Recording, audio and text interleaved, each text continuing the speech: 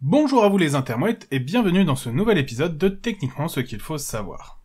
Avant de commencer la vidéo, je vous invite bien entendu à laisser un petit commentaire car c'est votre interaction avec la vidéo qui va pousser l'algorithme à la mettre en avant afin de faire découvrir cette dernière à plus de monde. Également, n'hésitez pas vous-même à prendre les devants en partageant celle-ci afin de la faire découvrir à un maximum de personnes et donc potentiellement de faire grossir la chaîne un peu plus vite. Comme d'habitude, je vous encourage à liker la vidéo car plus vous allez interagir dessus et plus elle va être mise en avant sur la plateforme. Enfin, bien entendu, si ce n'est pas déjà fait, je vous invite à vous abonner afin d'être informé des nouvelles vidéos, mais également et surtout à cliquer sur la cloche afin de ne rien rater de l'actualité de la chaîne. Sur ce, commençons. Vous avez sûrement déjà entendu dire qu'il était impossible de plier une feuille de papier plus de 7 fois sur elle-même.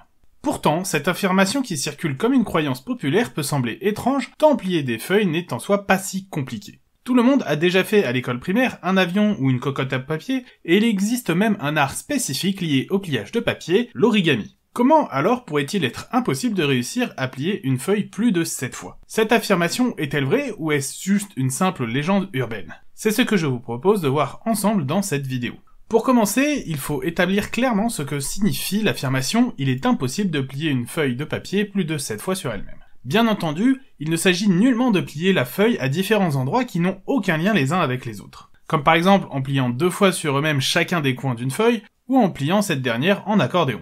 Si c'est de cette façon que vous y prenez, il est évident que vous pourrez plier plusieurs dizaines de fois la feuille sans sourciller. Non, l'idée est d'à chaque fois replier la feuille sur elle-même afin de doubler le nombre de couches ainsi que l'épaisseur de l'ensemble. Ensuite, nous allons partir du principe que la feuille utilisée respecte la norme ISO 216 du format A.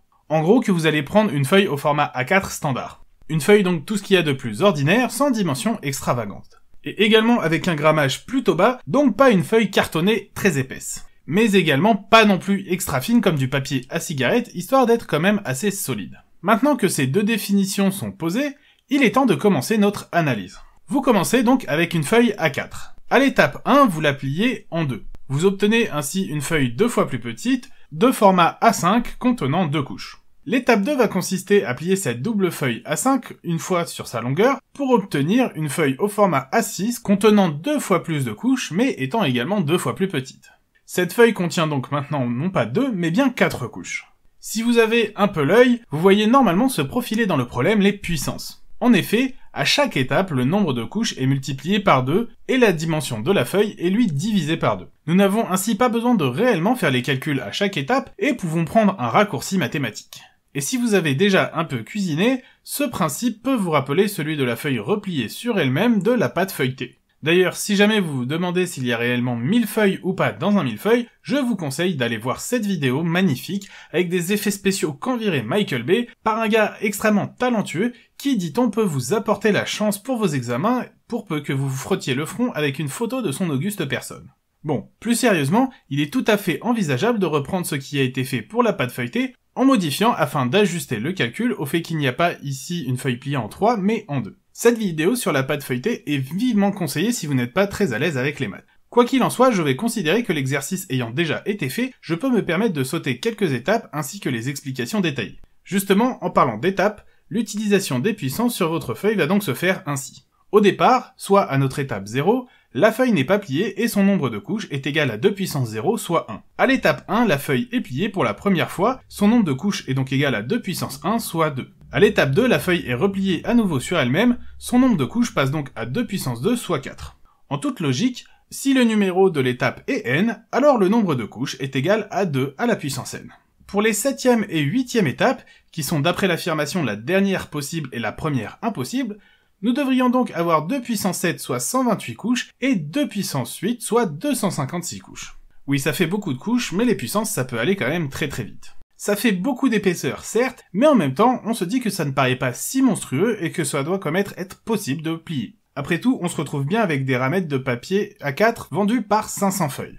En tout cas, ce n'est pas parce qu'il est possible d'empiler ainsi 500 feuilles les unes sur les autres que plier une feuille sur elle-même jusqu'à obtenir 200 couches est possible. Je sais pas si vous avez déjà essayé de plier une ramette de 500 feuilles, mais c'est quand même très difficile. Car en effet, les feuilles de la ramette sont toutes indépendantes et ont été obtenues par la découpe d'une feuille plus grande. Oui, c'est le truc bien avec ce format, une feuille coupée en deux perpendiculairement à sa longueur donne le format d'en dessous. Si vous souhaitez en savoir plus sur le pourquoi du comment, je vous renvoie vers cette vidéo qui traite des mathématiques qui se cachent derrière nos formats de feuilles et que je vous encourage à voir pour mieux comprendre, même si ce n'est pas indispensable ici. Lors de nos pliages successifs, en partant d'une feuille A4 de format 210 x 297 mm à l'étape 0, nous allons arriver, en considérant qu'il n'y a pas d'épaisseur, à une feuille de format A12 de dimension 18 x 26 mm, puis au format A13 de dimension 13 x 18 mm. Là, à l'évocation de ces dimensions ridicules de ces formats, vous devez peut-être entrevoir pourquoi il est effectivement impossible d'aller plus loin. Après tout, la feuille à l'étape 7 fait déjà moins de 3 cm de longueur, et c'est assez compliqué à manipuler une feuille si petite, mais à plier c'est encore pire. Mais attendez un peu, car on n'est pas au bout de la logique. En effet, j'ai dit que l'on ne prenait pas en compte l'épaisseur des plis. Mais bien sûr, à chaque fois que l'on plie une feuille en deux, on va doubler son épaisseur. Or, le papier doit forcément parcourir l'épaisseur du pli du bord le plus bas de la feuille au bord le plus haut, qui n'aura bien sûr pas une longueur nulle. Cela implique que sa longueur doit au moins être égale à l'épaisseur du nombre de couches, même si dans les faits, un pli c'est jamais parfait, donc ça va toujours faire plus, mais on va garder cette vision très simplifiée pour avancer. Donc on va imaginer que la partie de papier qui fait le pli arrive à parfaitement se couder à 90 degrés sur une distance nulle, en omettant totalement l'arrondi qui augmente le résultat, ainsi que les surépaisseurs de papier qui vont ajouter forcément de la distance mais qui compliquent les calculs. À notre première étape, il n'y avait donc qu'un seul et unique pli dont la longueur est égale à celui de 2 couches. À notre 7e étape, le pli va devoir avoir la longueur de 128 couches différentes. Et à notre hypothétique 8e étape, le pli devrait avoir une longueur égale à 256 couches. Reste alors une grande inconnue qui est l'épaisseur d'une couche que l'on va considérer logiquement comme étant égale à l'épaisseur de la feuille de papier elle-même. Reste donc à résoudre la question, quelle est l'épaisseur d'une feuille de papier ? Le souci, c'est que si les dimensions rectangulaires de la feuille sont standards, son épaisseur, elle, ne l'est pas, puisqu'elle varie en fonction du grammage, de si la feuille est usée ou pas. Il n'y a qu'à pour s'en rendre compte voir la différence d'épaisseur entre une liasse de billets de banque tout neuf et une liasse des mêmes billets usagés pour s'en convaincre.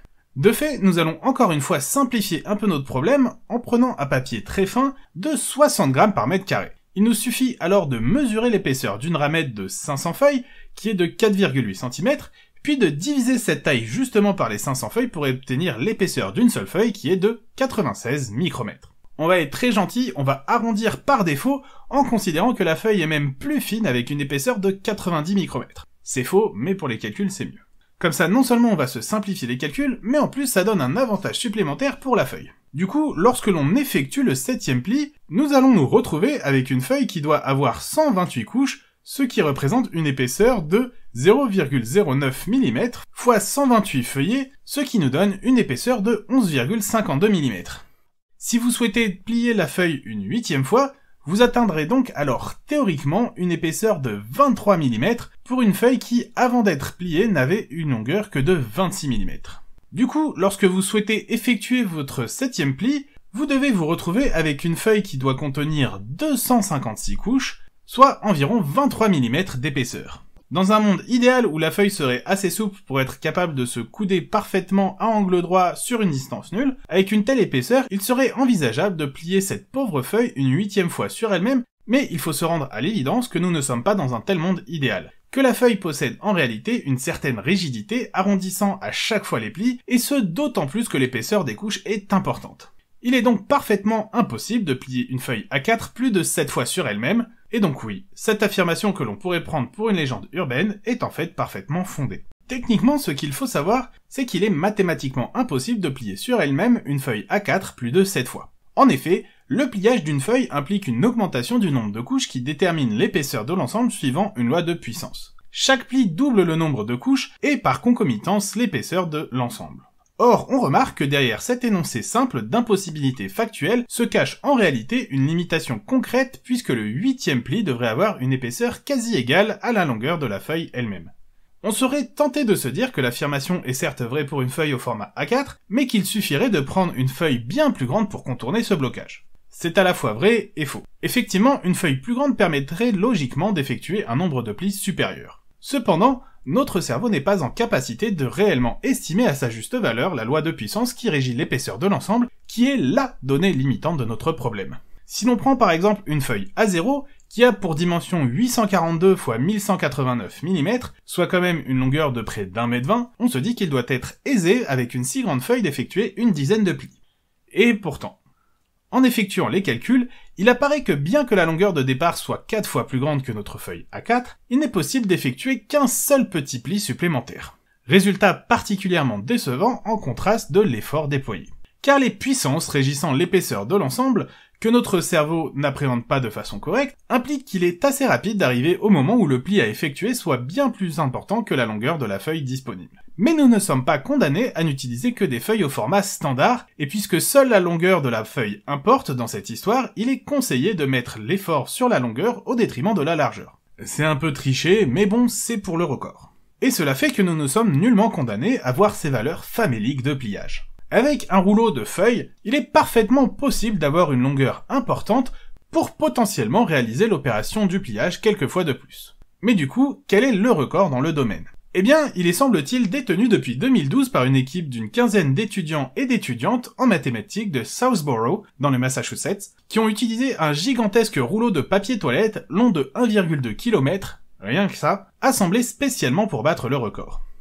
Il aura tout de même fallu à la petite équipe pour réussir à effectuer 13 plis successifs, réduisant ainsi la longueur de leur création à 1,50 m seulement, obtenant ainsi un empilement de presque 8200 couches de papier atteignant allègrement les 76 cm d'épaisseur. Et oui, encore une fois, les puissances limitent fortement le nombre de plis, puisqu'une feuille longue de plus d'1 km ne permet que de façon très poussive de dépasser la dizaine d'itérations sur les plis. Petit ajout au moment du montage, puisqu'on m'a signalé que dans l'émission On n'est pas des cobayes, l'expérience avait été réalisée avec un rouleau de papier de soie. 11e pli, mesdames et messieurs. De même, dans Mythbuster, ils avaient utilisé une gigantesque feuille dont je n'ai pas trouvé les dimensions, mais rien qu'à voir la vidéo, elle fait plus de 10 mètres de long, et l'équipe, moyennant du matériel quand même un peu poussé, avait réussi à effectuer 11 plis successifs sur la feuille. Not only did they bust 7 folds, they turned it up all the way to 11. Mais verra-t-on prochainement ce record tomber avec des personnes extrêmement motivées qui arriveraient à trouver des feuilles excessivement longues au point de voir exploser le compteur de plis? Eh bien, pour être honnête, s'il existe encore une marge de progression, il faut néanmoins reconnaître que cette dernière est ténue. On est sur quelque chose de très ténu, très ténu. Il est théoriquement possible, avec une feuille de presque 3 km de long, de réaliser 14 plis successifs. Mais ça, c'est en théorie seulement, car l'épaisseur obtenue est alors d'1,60 m. Cela va rendre la tâche très difficile, et à ce niveau-là d'épaisseur, il est capital également de prendre en compte la masse de tout ce papier qui va peser très lourd. Une ramette de 500 feuilles pesant environ 2,5 kg pour 5 cm d'épaisseur, nous avons donc au bas mot 80 kg de papier dans l'épaisseur, multiplié également par la longueur, rendant le tout particulièrement compliqué à manipuler avec nos petits bras d'humains. Sans compter la force nécessaire pour plier autant de papier. Et c'est sans compter également que plus les couches s'accumulent, plus le montage est instable, mais on ne va pas compliquer les choses. Bien entendu, avec les puissances, tout dérape très vite. À 17 plis, on dépasse les 12 mètres de hauteur, à 24 plis, on est déjà à plus d'1,6 km, à 42 plis, l'épaisseur dépasse la distance Terre-Lune, tandis qu'à 50 plis, on avoisine la distance Terre-Soleil. Autant dire qu'il est plus qu'illusoire de voir le compteur de nombre de plis atteindre ces valeurs folles, et que nous sommes condamnés à devoir nous contenter à ces quantités de plis malingres qui sont loin de paraître magistrales. Voilà, c'est donc la fin de cet épisode de Techniquement ce qu'il faut savoir, abordant la croyance populaire de l'impossibilité de plier une feuille sur elle-même plus de 7 fois. N'hésitez pas à laisser un petit commentaire, ça fait toujours plaisir, et ça motive l'algorithme à mettre plus en avant cette dernière. Pas besoin d'écrire un roman, juste un petit mot ou un smiley, ça va suffire amplement. Je vous invite également très fortement à partager cette dernière avec un maximum de personnes, afin de mieux faire connaître la chaîne. Vous avez également la possibilité de me suivre sur les réseaux sociaux où vous serez informé des épisodes à venir, et vous pouvez également me proposer des sujets que vous aimeriez voir traités ici. Bien sûr, si ce n'est pas déjà fait, je vous invite à vous abonner et à cliquer sur la cloche afin d'être informé des nouvelles vidéos et de ne rien rater de l'actualité de la chaîne. Je vous dis en tout cas à bientôt pour un nouvel épisode de Techniquement ce qu'il faut savoir.